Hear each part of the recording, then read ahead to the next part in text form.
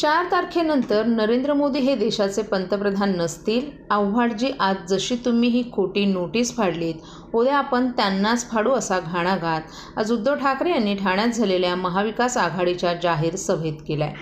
यावेळी व्यासपीठावर संजय राऊत, सुप्रिया सुळे, मुझफ्फर हुसेन, जितेंद्र आव्हाड, राजन राजे आदी अनेक नेते उपस्थित होते. मागील अनेक दिवस नरेंद्र मोदी राज्यात भाषणं देत फिरत आहेत, मात्र ते गायीची भाषा बोलत आहेत, ना की महागाईची. शरद पवार यांनी छोटे पक्ष काँग्रेसमध्ये विलीन होतील असं वक्तव्य केल्यावर भाजपनं लगेचच सुरू केलं, शिवसेना सुद्धा विलीन होईल. अरे, गेली 25 वर्ष शिवसेना भाजपसोबत होती तेव्हा विलीन झाली नाही, मग आत्ता का विलीन होईल असा टोला शिवसेना पक्षप्रमुख उद्धव ठाकरे यांनी डोंबिवलीत प्रचार सभेदरम्यान भाजपला लगावला. ठाण्यातील गडकरी रंगायताना समोरील रस्त्यावर भरगच्च सभेत महाआघाडीचे उमेदवार राजन विचारे यांच्या प्रचारार्थ आयोजित सभेत ठाकरे बोलत होते. म्हणे, मला आदित्यला मुख्यमंत्री करायचे, शरद पवारांना सुप्रियाला मुख्यमंत्री करायचं असल्याचा आरोप करून आमची घराणेशाही काढता. शिवसेना प्रमुखांची घराणेशाही तुम्हाला चालत नाही.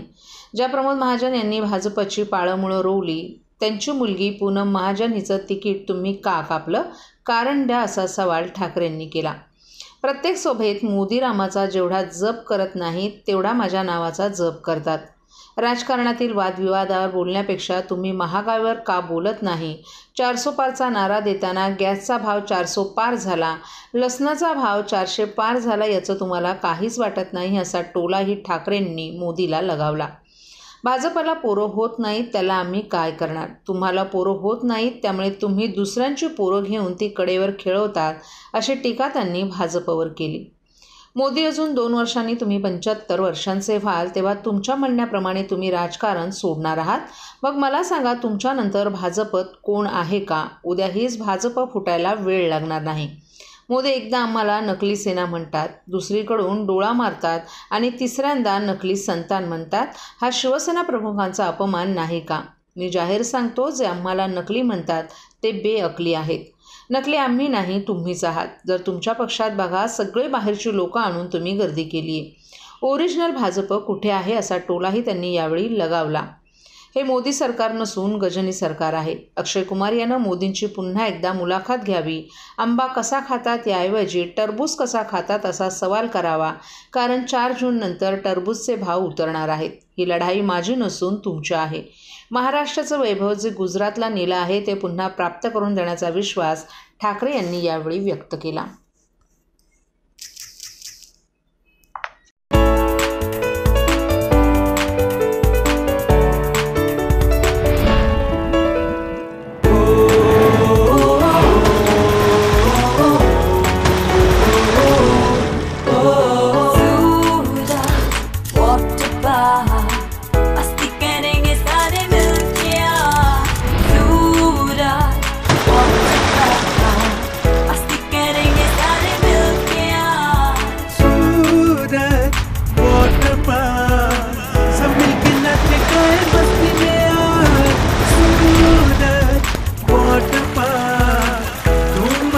सब मिलके आज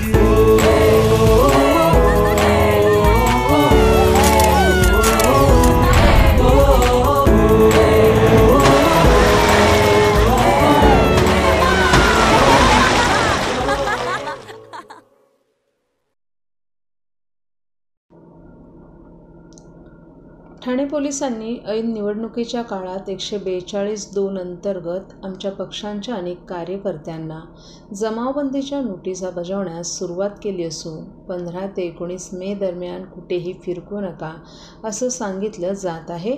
ज्या कार्यकर्त्यांवर कोणत्याही प्रकारचा गुन्हा दाखल नाही अशांनाही नोटीस बजावण्याचं कारण काय, असा सवाल शरद पवार गटाचे आमदार जितेंद्र आव्हाड यांनी केला आहे. ठाणे पोलिसांनी या नोटिसा मागे न घेतल्यास आम्हालाही उलट पावलं उचलावी लागतील असा इशाराही त्यांनी एका पत्रकार परिषदेत दिलाय. 20 मे रोजी ठाण्यात 5व्या टप्प्यातील मतदान प्रक्रिया पार पडणार आहे, परंतु त्याआधीच शरद पवार गटातील पदाधिकाऱ्यांना विनाकारण नोटिसा बजावल्या जात असल्याचा आरोप आव्हाड यांनी केलाय. ज्यांच्यावर हत्या, मोक्कासारखे आरोप आहेत त्यांना नोटीस बजावण्यात आल्या नाहीत, मात्र ज्या व्यक्तींवर एकही गुन्हा दाखल नाही अशा व्यक्तींना नोटीस बजावणं चुकीचं असल्याचंही आव्हाड यांनी म्हटलं आहे. त्यांचा गुन्हा एवढाच आहे की निवडणुकीत ते प्रभावी ठरू शकतात. त्यामुळे त्यांच्यावर नोटिसा बजावण्यात आल्यात. सत्ताधारी पक्षातील अनेकांवर गुन्हे दाखल आहेत, परंतु त्यांना नोटिसा बजावलेल्या नाहीत. विरोधकांना लक्ष्य करून ऐन निवडणुकीच्या काळात ते घराबाहेर पडणार नाहीत याकरिता प्रयत्न असून पोलीस सत्ताधाऱ्यांच्या दबावाखाली काम करत असल्याचंही आव्हाड यांनी सांगितलं.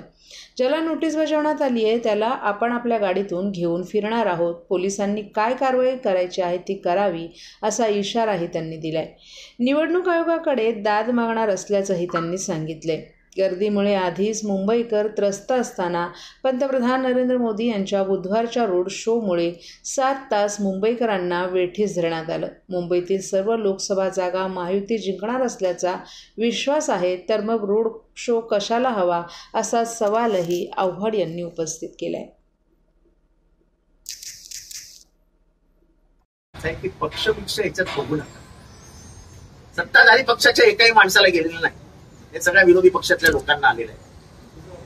मी सत्ताधारी पक्षातले कमीत कमी 10 लोक दाखवतो, त्यांच्यावर 2 पेक्षा अधिक मर्डर दाखल आहेत, जे उघडपणाने फिरतायत आणि पोलीस काही करणार नाही, ते एकही नोटीस देणार नाही. डॅमेज करण्याचं काम सुरू आहे का या ठिकाणी? डॅमेज करण्याचं काम सुरू आहे का? हे डॅमेज करण्याचंच काम आहे, पण त्यांना कळत नाही. हे जेव्हा लोकांपर्यंत पोहोचेल की अशा पद्धतीने वागतायत, तेव्हा लोक यांना डॅमेज करतील की हा सरळ सरळ कायद्याचा गैरवापर करून लोकांना चूप बसवण्याचा प्रयत्न करतात. हे ही नोटीस आहे ना, ही सर्वात डॅमेजिंग नोटीस आहे. कारण का आता ह्या माणसाला नोटीस दिली आहे, ह्याचे कमीत कमी 15,000 समर्थक असतील. ते 15,000 समर्थक त्वेषाने बाहेर पडतील. हे काय चालू झालंय? हा किंबहुना जिथेही नोटीस दिली आहे त्या मतदारसंघाच्या उमेदवाराला पाडायची सुपारी वाटते पोलिसांनी घेतली.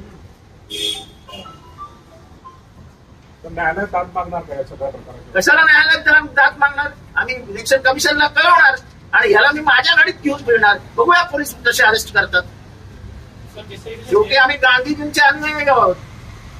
नॉन कॉपरेशन मुवमेंट म्हणजेच कायदे भंगाची चळवळ हा आमचा अधिकार आहे. कायदा भंग करू, पण असे जुलमी कायदे सहन करणार नाही. मतदारांना जास्तीत जास्त संख्येनं बाहेर काढून मतदानाचा टक्का वाढवा, अन्यथा तुम्हाला तिकीट द्यायचं की नाही याचा विचार करावा लागेल असा इशारा काही दिवसांपूर्वी मुख्यमंत्री एकनाथ शिंदे यांनी आपल्या पक्षातील नगरसेवकांना दिला होता. त्यानंतर आता भाजपचे नेते विनोद तावडे यांनी देखील भाजपच्या पदाधिकाऱ्यांची बैठक घेऊन हाच इशारा आपल्या पक्षातील माजी नगरसेवकांना दिला आहे. प्रत्येक नगरसेवकानं किती मतदारांना बाहेर काढलं, त्यांच्या प्रभागातून उमेदवाराला किती मतदान झालं याचा अभ्यास केला जाणार असून त्यानंतरच आगामी निवडणुकीत तिकीट द्यायचं की नाही याचा विचार केला जाईल असा इशाराही त्यांनी दिलाय. ठाणे लोकसभेचे शिंदे सेनेचे उमेदवार नरेश मस्के यांना तिकीट जाहीर झाल्यानंतर भाजपच्या काही पदाधिकाऱ्यांमध्ये नाराजी दिसून आली. त्यांची नाराजी दूर करण्यासाठी उपमुख्यमंत्री देवेंद्र फडणवीस यांच्यासह केंद्रीय पातळीवरील नेते देखील येऊन गेले होते. त्यानंतर काल दुपारी विनोद तावडे यांनी भाजपच्या ठाणे पक्ष कार्यालयात पदाधिकाऱ्यांची आणि माजी नगरसेवकांची बैठक घेतली. या बैठकीत त्यांनी मतदानाचा टक्का वाढवण्यासाठी प्रयत्न करा, मतदारांना बाहेर काढा, महायुतीच्या उमेदवाराला अधिकाधिक मताधिक्य कसं देता येईल यासाठी प्रयत्न करा अशा महत्त्वाच्या सूचना दिल्या असल्याची माहिती भाजपच्या सूत्रांनी दिली आहे. तर दुसरीकडे काही पदाधिकाऱ्यांनी पुन्हा ठाणे लोकसभेत नाराजी व्यक्त केली असल्याचंही दिसून आलं. यावेळी काही पदाधिकाऱ्यांनी ठाणे लोकसभा आपणच लढवायला हवी होती, ठाण्यात आपली ताकद वाढली असताना पुन्हा धनुष्यबाणासाठी आपण का काम करायचं असा सूरही काही जणांनी लावला. मात्र आपण महायुतीत आहोत, महायुतीसाठी आणि मोदींना पुन्हा पंतप्रधान करण्यासाठी लढायचं असल्याचं सांगत तावडे यांनी नाराजांची देखील नाराजी दूर केल्याचं बोललं जात आहे.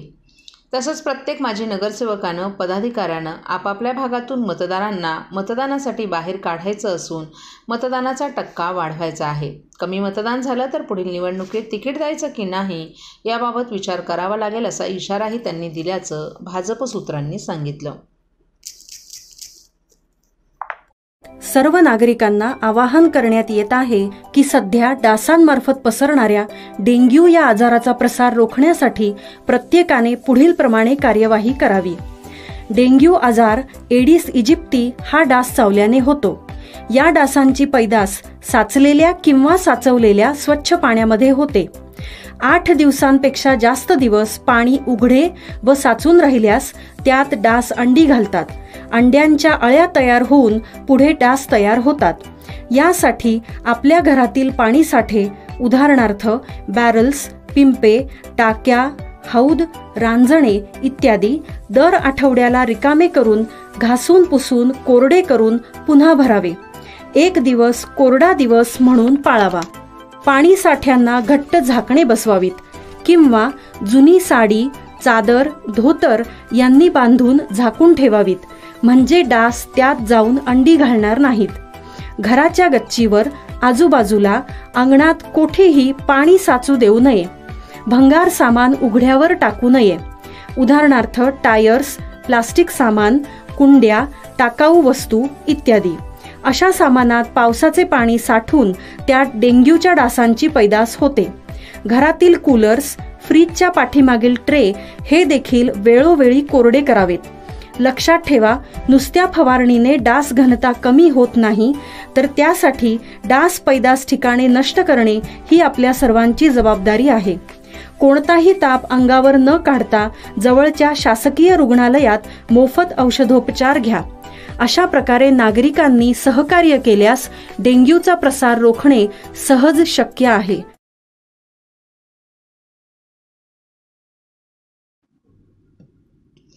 शिवसेना उबाटा गटाच्या आनंदनगर येथील महिला पदाधिकारी यांच्या घरावर ठाणे महानगरपालिकेच्या वतीने धडक कारवाई करून घराबाहेरील ओटाही तोडण्यात आल्याचा प्रकार घडलाय.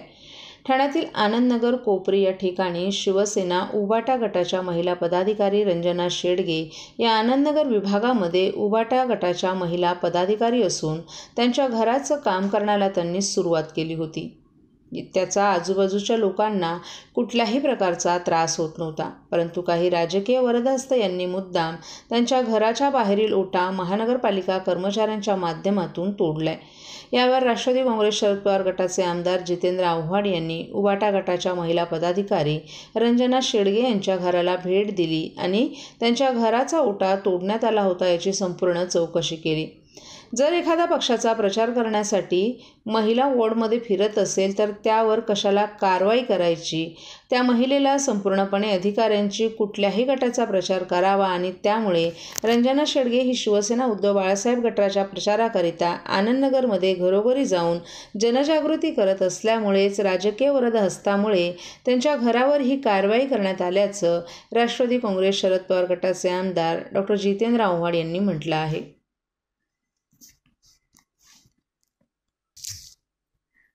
संदर्भात आता या ठिकाणी पत्रकार परिषद घेतली आणि दुसरीकडे आता हे राजकारण नरेश म्हस्के यांच्या वाढत होता दिसते. दहशतीचं जे राजकारण ते राजकारणाला शेवट नसतो आणि लोकशाहीमध्ये प्रेमाने लोकांना जिंकायचं असतं, दहशतीने नाही. जगामध्ये प्रेमाची व्याख्याच शेवटी आधारभूत राहते, तीच वाढते. आणि म्हणून मोहब्बत की नफरत के बाजार में मोहब्बत की दुकान जेव्हा पदयात्रा काढली तेव्हा त्याच्यात करोडो माणसं सहभागी झाले. भारतात दहशत आणि द्वेष या दोन्ही गोष्टी कधीच चालल्या. राष्ट्रवादीला टार्गेट केलं, आता शिवसेनेला ठाकरे गटाला टार्गेट करायला सुरू केलं. त्यामुळे किती दिवस करा, तुम्हाला लोकशाहीमध्ये परीक्षा द्यायचीच आहे आणि पेपर लिहिणारे त्याच्यात आमच्या बोटवत असतात. शेवटी मतदान कसं होईल हे तुम्हाला कळेल नंतर.